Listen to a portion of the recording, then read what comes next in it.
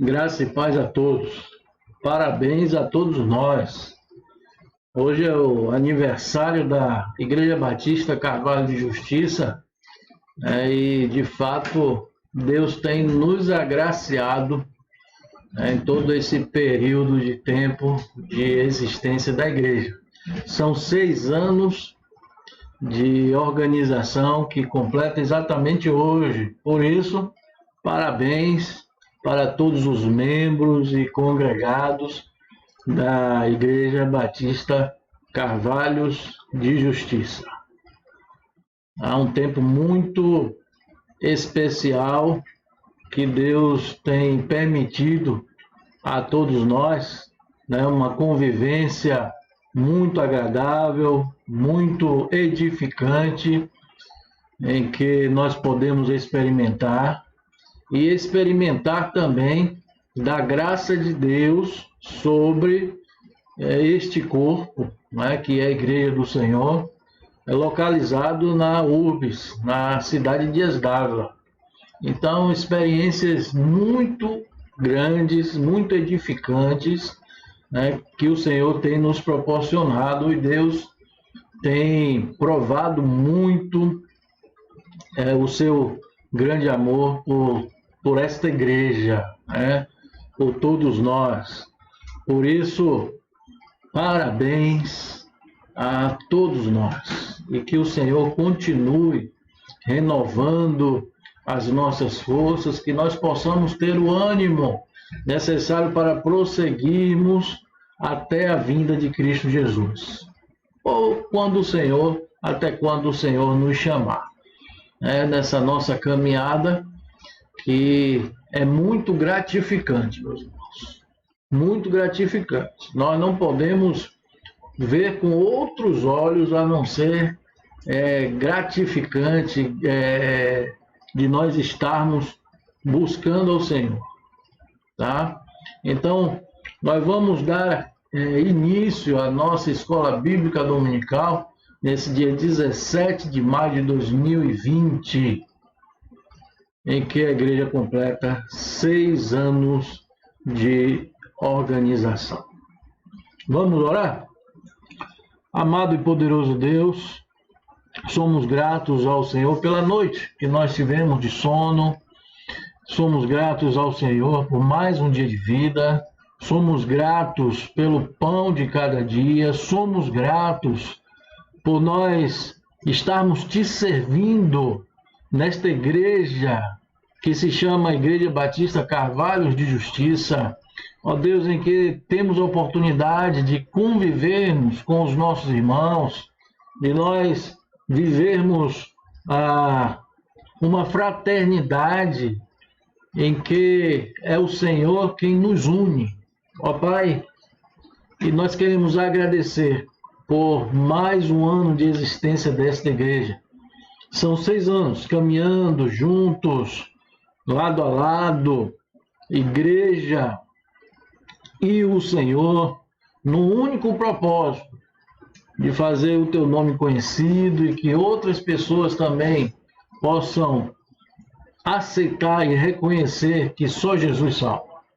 Portanto, Pai, continua, Senhor, a trabalhar na nossa vida, a trabalhar no seio da tua igreja, que nós possamos a cada dia expandir o teu Evangelho Santo, e que nós possamos crescer em comunhão, crescer em graça, crescer em conhecimento do Senhor. Ó Pai, que a comunidade em que nós estamos inseridos possa nos ver com olhos diferenciados, em que a tua igreja de fato seja sal e luz aonde está, sempre propagadora da tua palavra, vivendo também a tua palavra. Portanto, Pai, obrigado, Senhor, por 6 anos de existência, pelo que o Senhor tem feito no nosso meio, pelo que o Senhor tem feito através de nós, por nós, e que possamos sempre estarmos alinhados com a tua vontade. Nós oramos e fazemos em nome de Jesus. Amém. Meus irmãos, nós, domingo passado, concluímos o estudo de uma revista e que foi de um proveito muito grande para as nossas vidas. E coloquei em meu coração de nós resgatarmos um estudo que, na verdade, nós havíamos começado e que, por circunstâncias, paramos no meio do caminho. Tá? Nós, no intervalo de uma revista e outra, nós colhemos estudo, nos apropriamos dos estudos dessa revista.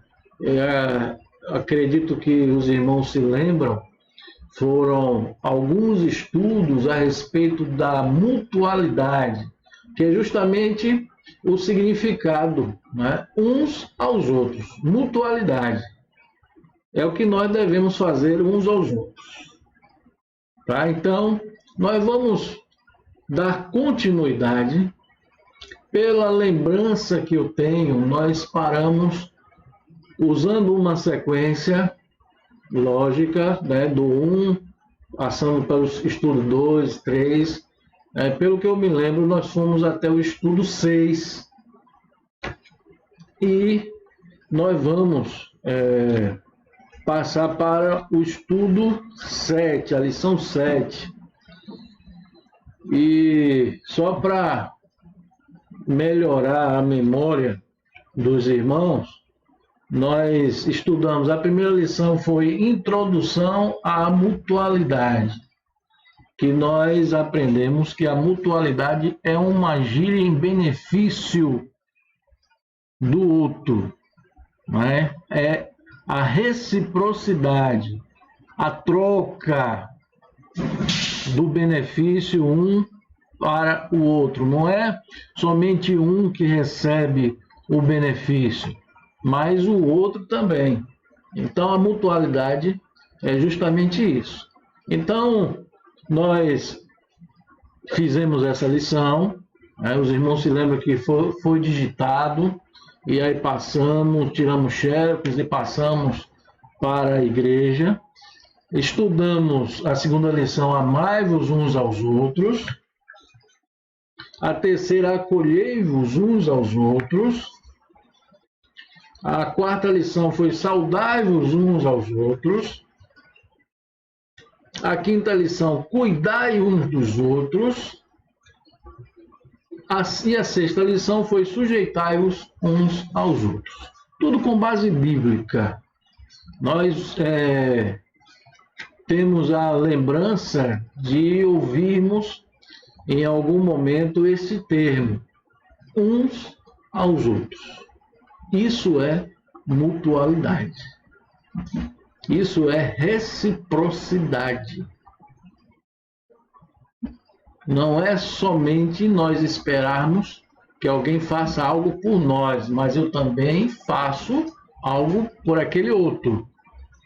Então, a mutualidade é justamente isso. Tá? E hoje, entendendo que nós havíamos parado na lição 6, vou para a lição 7, que tem por título Encorajai-vos uns aos outros.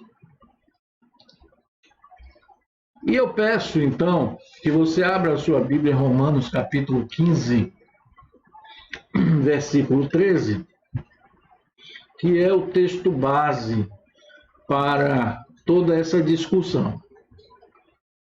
Lembrando, o tema da lição é encorajai-vos uns aos outros.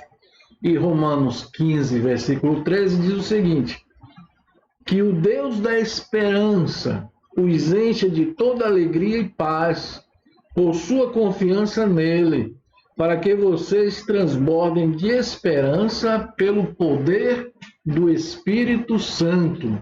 Isso é uma palavra do apóstolo Paulo. Nós todos sabemos que a carta aos Romanos é Paulo escrevendo e enviando para a igreja estabelecida em Roma, na cidade de Roma. E quando chega lá pelo final desta carta, que é onde nós estamos, no capítulo 15, versículo 13, ele dá esta palavra de encorajamento para a igreja, repetindo que o Deus da esperança os encha de toda alegria e paz por sua confiança nele, para que vocês transbordem de esperança pelo poder do Espírito Santo. Ora, é o que o autor da lição, ele traz aqui uma ilustração, né, com uma história que é bastante pertinente para o assunto que nós estamos tratando aqui, que é encorajar uns aos outros. Olha como ele começa. Em um quartel do Exército, foi proposta uma competição entre 3 pelotões. Seria uma corrida de 10 metros, na qual o grupo que chegasse primeiro ganharia. Um dos comandantes, responsável por um dos pelotões, descobriu que havia em seu grupo bons corredores, mas também havia outros bem limitados. Ele entendeu que se apenas um dos corredores não corresse bem, o grupo todo seria desqualificado. Criou então uma sábia estratégia para vencer a corrida. Identificou aqueles que eram os melhores corredores, pôs uma parte deles para correr na frente e outros também com boa competência para ficarem para trás. Deixou aqueles mais limitados no meio. Aí ele determinou que os corredores da frente dessem o máximo de si. Orientou os corredores que estavam na retaguarda a pressionarem os do meio.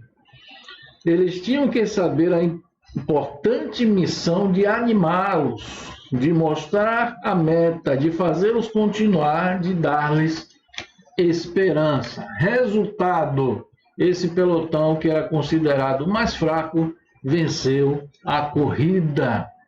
Então a estratégia foi o quê?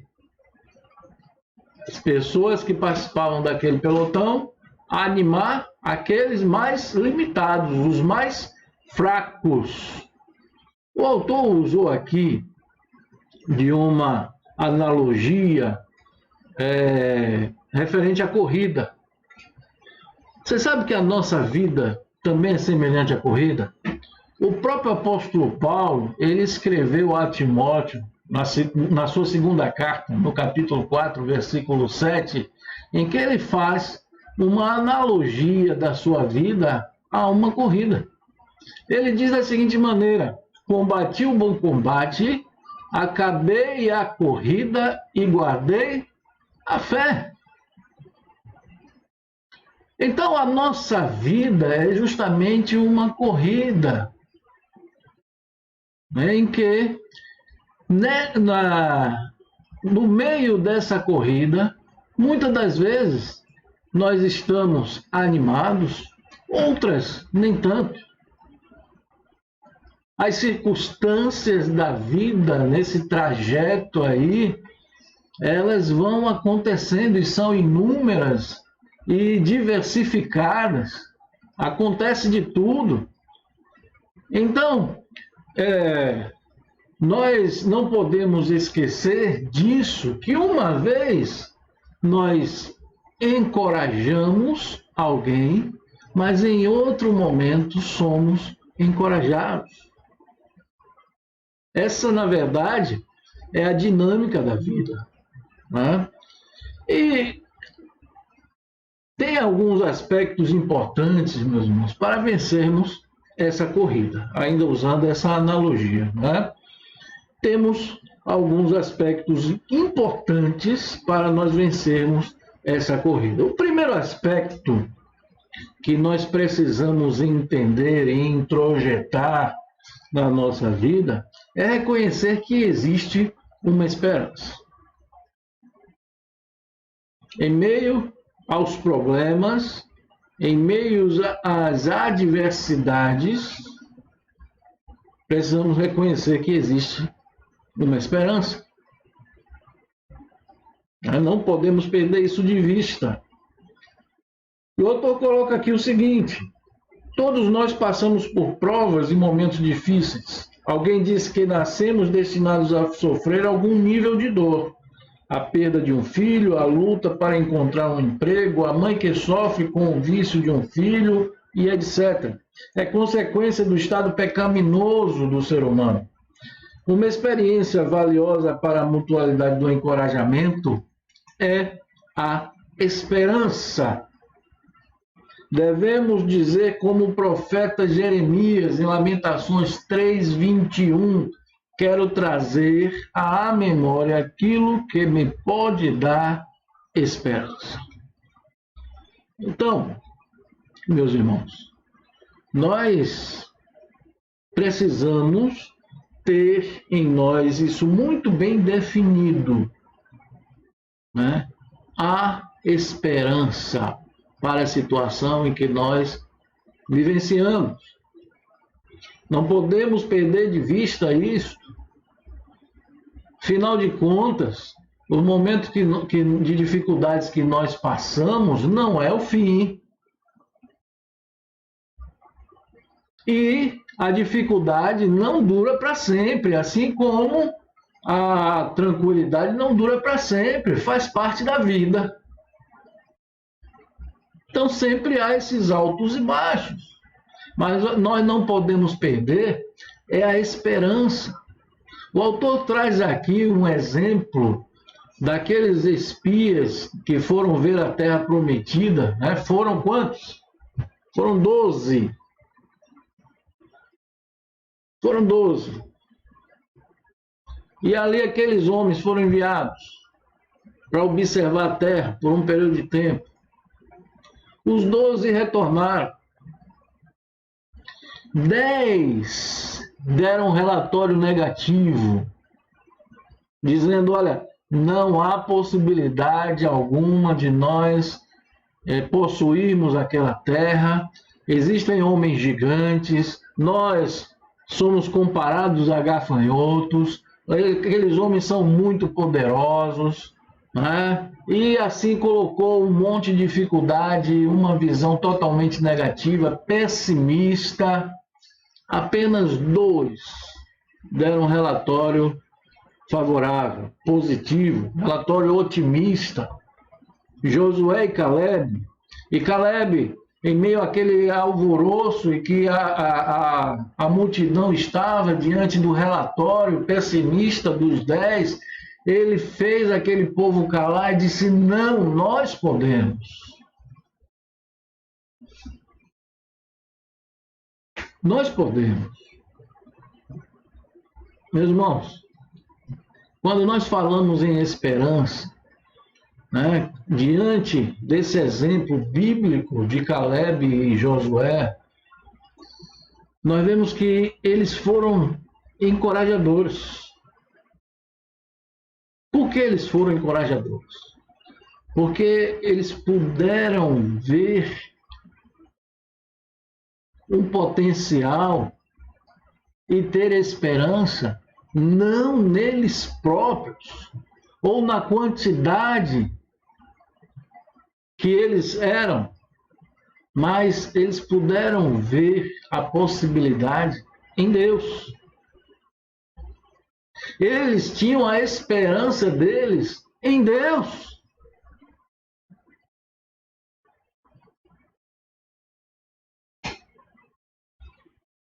A Bíblia diz em Provérbios 17, versículo 22, o coração alegre é bom remédio.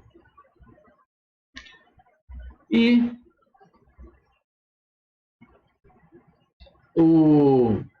trazendo aqui o que nós lemos em Romanos capítulo 15, versículo 13, em que o apóstolo Paulo dá essa palavra animadora, essa palavra encorajadora à igreja ali em Roma, nós podemos ver, meus irmãos, que Paulo também, a base da esperança de Paulo era em Deus. Assim como também nós precisamos e devemos ter como base da nossa esperança Deus. Deus já falhou algum momento com você? Eu acredito que não. Comigo, não, nunca. E aqui nós poderíamos contar algumas experiências. Mas a visão do apóstolo Paulo, com relação aos sofrimentos, com relação às dificuldades que ele enfrentava e que ele queria sempre passar adiante para aqueles que estavam ao seu redor, para aqueles que eram os leitores das suas cartas, é uma visão em que nada do que acontece aqui vai superar a glória futura que nos está reservada. Vamos ler aí mesmo em Romanos, capítulo 8, versículo 18 ao 25. Romanos 8,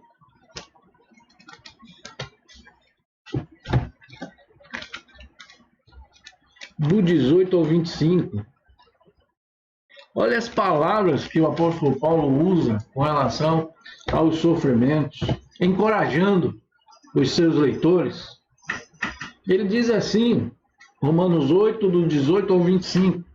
Considero que os nossos sofrimentos atuais não podem ser comparados com a glória que em nós será revelada. A natureza criada aguarda com grande expectativa que os filhos de Deus sejam revelados, pois ela foi submetida à inutilidade, não pela sua própria escolha, mas por causa da vontade daquele que a sujeitou na esperança de que a própria natureza criada será libertada da escravidão, da decadência em que se encontra, recebendo a gloriosa liberdade dos filhos de Deus. Sabemos que toda a natureza criada geme até agora, como em dores de parto, e não só isso, mas nós mesmos, que temos os primeiros frutos do Espírito, gememos interiormente, esperando ansiosamente nossa adoção como filhos, a redenção do nosso corpo. Pois nessa esperança fomos salvos, mas a esperança que se vê não é esperança. Quem espera por aquilo que está vendo? Mas se esperamos o que ainda não vemos, aguardamo-lo pacientemente. Da mesma forma, o Espírito nos ajuda em nossa fraqueza, pois não sabemos como orar, mas o próprio Espírito intercede por nós com gemidos inexprimíveis. E aquele que sonda os corações conhece a intenção do Espírito, porque o Espírito intercede pelos santos de acordo com a vontade de Deus. Está aí a base da nossa esperança, a mesma base do apóstolo Paulo, né? Então, um primeiro aspecto importante que nós precisamos ter, que nós precisamos entender para vencermos essa corrida que é a vida, né? Que serve de encorajamento para mim, para você, para todos nós, é reconhecermos que existe uma esperança, e essa esperança está em Deus. Segundo aspecto são os recursos e os meios para o encorajamento. O autor coloca assim: existem diversas maneiras para a mutualidade do encorajamento. Sem dúvida, o contato pessoal é a mais adequada. Dentre suas responsabilidades, crie um tempo para ouvir e oferecer ajuda a um necessitado. Na impossibilidade de estar presentes fisicamente, podemos usar vários meios de encorajar alguém. Temos o telefone, a carta, o correio eletrônico, ou mesmo um recado por meio de terceiros.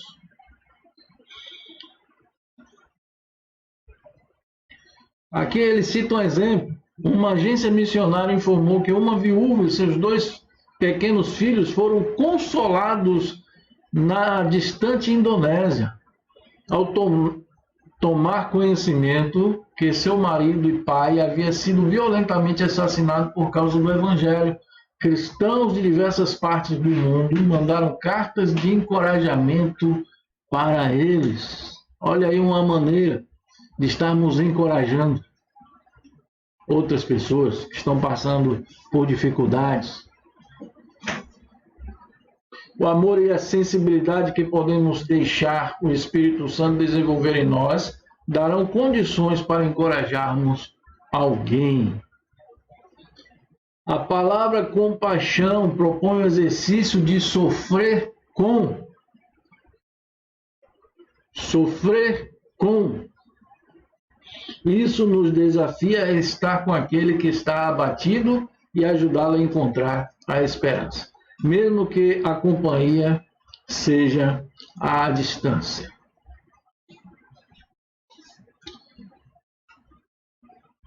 Um outro aspecto importante para encorajarmos. Existem ainda duas necessidades para a mutualidade do encorajamento.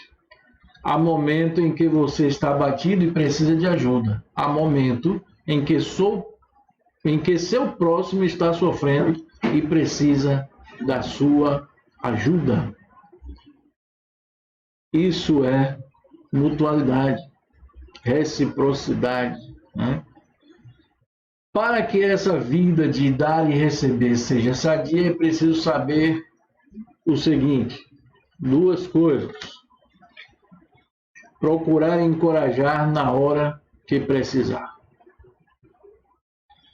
Pode ser que quem está ao seu lado não saiba. Lembre-se de que todos nós somos limitados. Conheço pessoas que lamentam por ninguém se importar com suas dores, mas nunca expressam seu sofrimento. Segundo, discernir as necessidades do próximo. O livro de Provérbios trata com grande profundidade da importância de desenvolver essa capacidade espiritual. Saiba ouvir. Não interrompa uma confissão, seja fiel. Quando alguém confiar a você uma dor da alma, faça-se presente, ainda que tenha que sacrificar seu tempo e recursos pessoais. Essa é a proposta do Evangelho. Lembre-se da parábola do bom samaritano.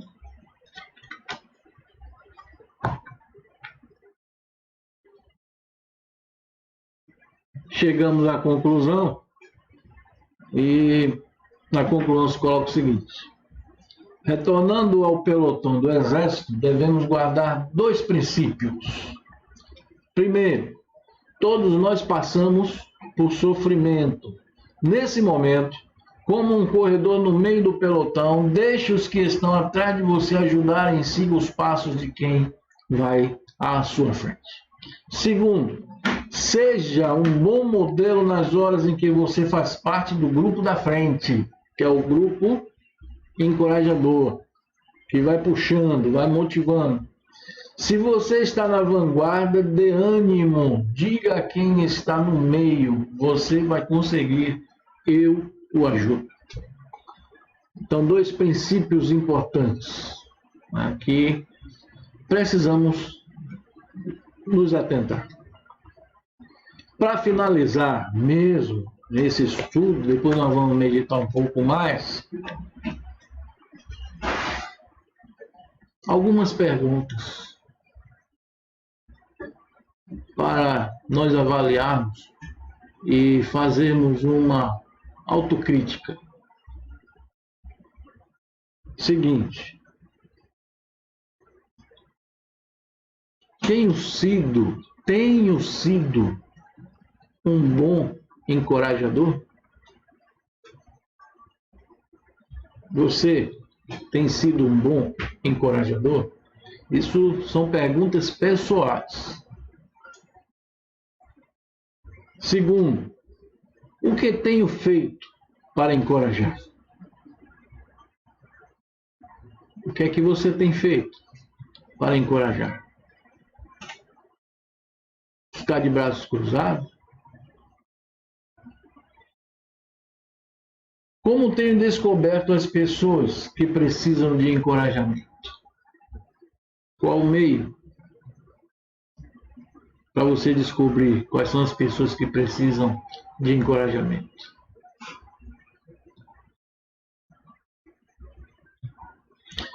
Tenho sentido necessidade de encorajamento? Você está precisando de um empurrãozinho? De uma palavra de encorajamento, de ânimo? Essas perguntas importantes, básicas, para o nosso dia a dia. Não podemos esquecer, né? Nós reiniciamos aqui o estudo sobre mutualidade. Então nós vamos sempre ouvir nas lições para frente, como nós já participamos de algumas lições para trás, há alguns meses que ficaram para trás, vamos sempre ouvir nos títulos das lições uns aos outros. Uns aos outros. Então, o que você acha que devem fazer a você, você também precisa fazer ao outro. Certo? Que haja em nós o desejo de estar encorajando ao outro. Quando houver esse desejo, nós seremos encorajados e iremos encorajar alguém. Vamos orar? Para meditarmos na palavra mais um pouco. Amado Deus, agradecemos por esse estudo. Ó Deus, estamos abertos ao Teu falar, Senhor. Continua a nos encorajar, para que nós possamos nos mantermos firmes nos Teus caminhos e assim nós encorajarmos a outras pessoas. É isso que a Tua palavra nos estimula. Obrigado, Pai. Continua a falar conosco. Oramos em nome de Jesus. Vamos meditar mais um pouco. E agora eu peço a você que abra em 2 Timóteo capítulo 1.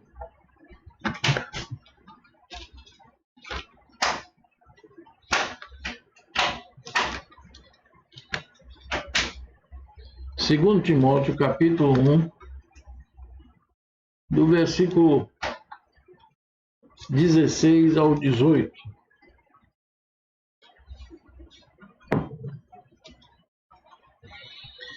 Diz assim, o apóstolo Paulo: o Senhor conceda misericórdia à casa de Onesífero, porque muitas vezes ele me reanimou e não se envergonhou por eu estar preso. Ao contrário, quando chegou a Roma, procurou-me diligentemente até me encontrar. Conceda-lhe o Senhor que naquele dia encontre misericórdia da parte do Senhor. Você sabe muito bem quantos serviços ele me prestou em Éfeso. Meus irmãos, uma coisa nós precisamos entender é que a vida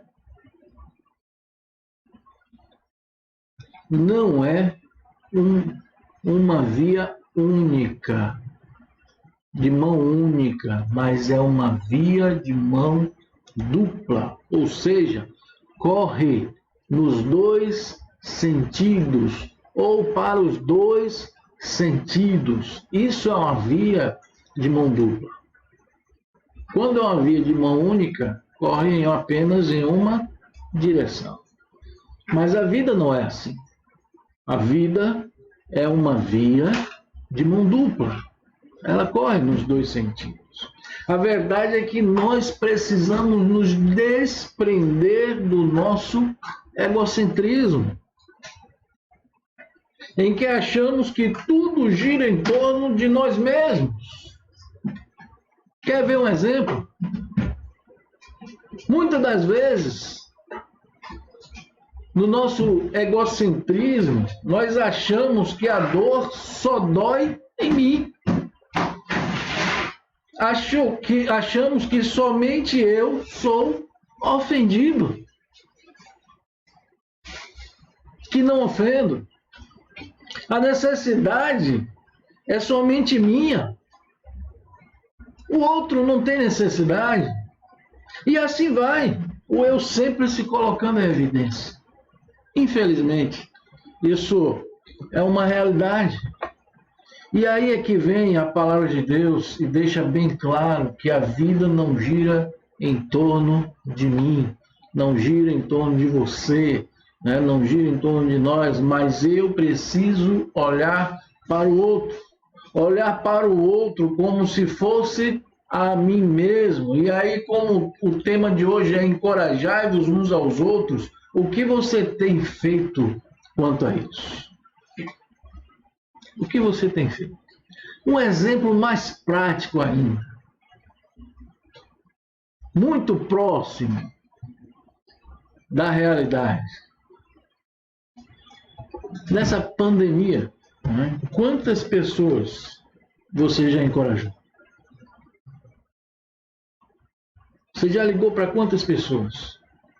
Encorajando, dando uma palavra de ânimo. Ou você só está esperando que alguém ligue para você?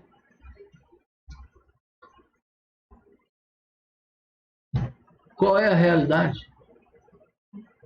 O único que é ou deve ser o centro das nossas vidas é Deus. Esse sim. Esse deve ser o alvo constante da nossa vida. O centro, não nós. Do contrário, estamos no nosso suposto trono, esperando que os outros venham a nós. Venha a mim. Né? A mutualidade é justamente essa reciprocidade que deve haver no corpo de Cristo, chamado igreja, né? Um agir em benefício de outro, não somente em um único sentido, não somente em uma única direção, porque essa não é a palavra bíblica, não é o que nós temos aprendido. Do contrário, não estamos sendo corpo, nós não estamos sendo igreja, mas um ajuntamento de pessoas em que cada um visa os seus próprios interesses e não o bem comum. Isso não é mutualidade. Muito menos corpo de Cristo.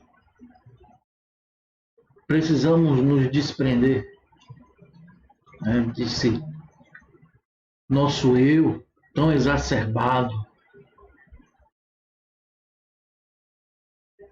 em que nós nos fazemos o centro de toda a atenção. E o outro? E colocar em prática o que a Bíblia nos ensina.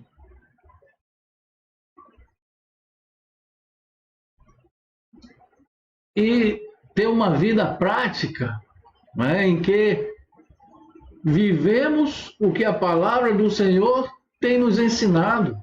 Ora, Tiago disse, olha, não seja apenas ouvintes, mas praticantes da palavra.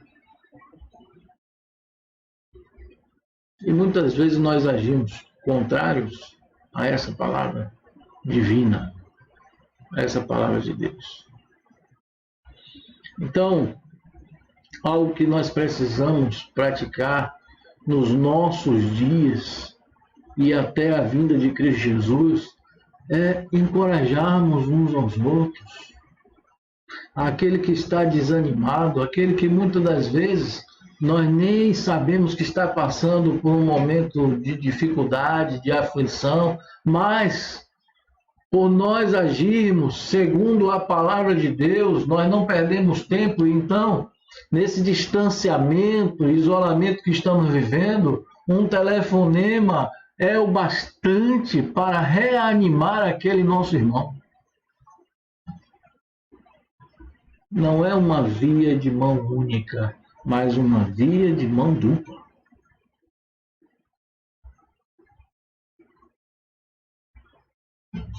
Que nós precisamos viver isto, né, como o corpo de Cristo.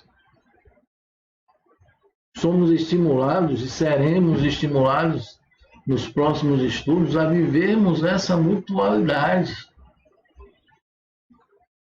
Uma oportunidade de nós crescermos, né? Aproveitarmos para crescer em comunhão, mesmo distantes. Mas nesse ligar, nessa palavra, nesse encorajamento, traduz em cuidado, em amor.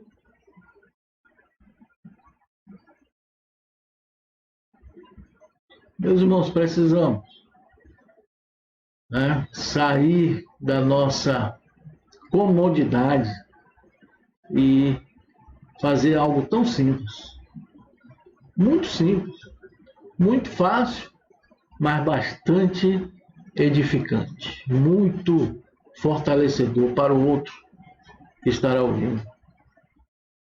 Nessa dinâmica, um dia eu encorajo, outro dia eu sou encorajado.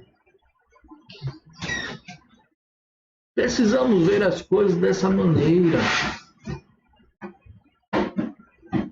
Não como um ditado popular que diz, olhar para o próprio umbigo, né? Mas precisamos sair dessa individualidade e nos preocuparmos em estarmos encorajando um ao outro, né? Para que nós possamos chegar ao final dessa corrida que se chama vida, né? Encorajados, com ânimo ainda para oferecer a outros, para também continuarem, né? Não ficarem no caminho. O Senhor nos dá essa oportunidade de fazermos isso, de exercermos isso. Não só hoje, mas em outros momentos, que com toda certeza teremos, né? E não precisa exatamente sabermos como é que está a situação do outro, mas alguém pode estar precisando de uma boa palavra.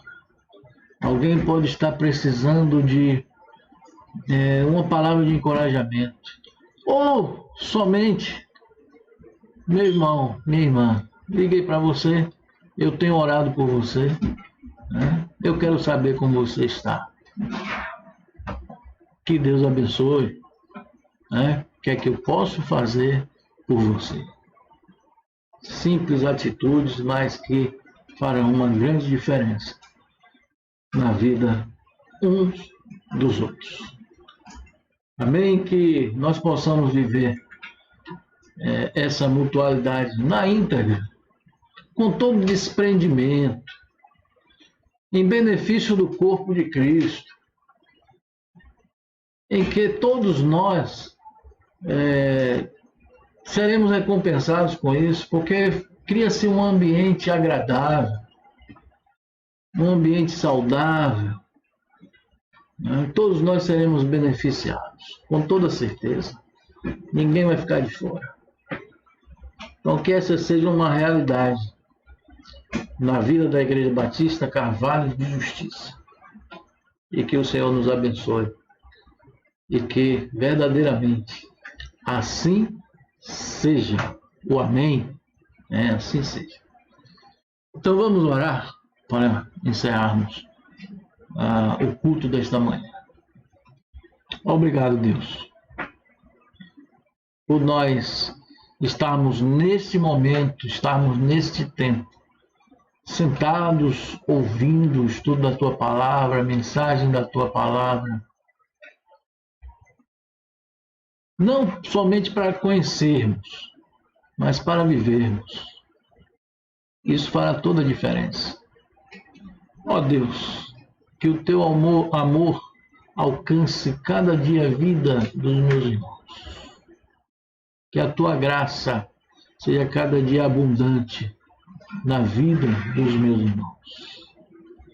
E que nós possamos viver a Tua Palavra em essência na nossa comunidade. E nós fazemos esta oração na certeza de que o Senhor nos ouve. E fazemos em nome de Jesus. Amém. Glória a Deus. Que Deus nos abençoe grandemente. E logo mais à noite estaremos no culto de louvor e adoração. Aí esteja no horário das 18h30. Passe esse link para outras pessoas também, para que sejam alcançadas, para que sejam abençoadas, né, para que possam também crescer juntamente conosco no conhecimento da palavra do Senhor. Então, Deus lhe dê um bom dia e até a noite, Deus assim permitindo. Deus abençoe a mim, Deus abençoe a você.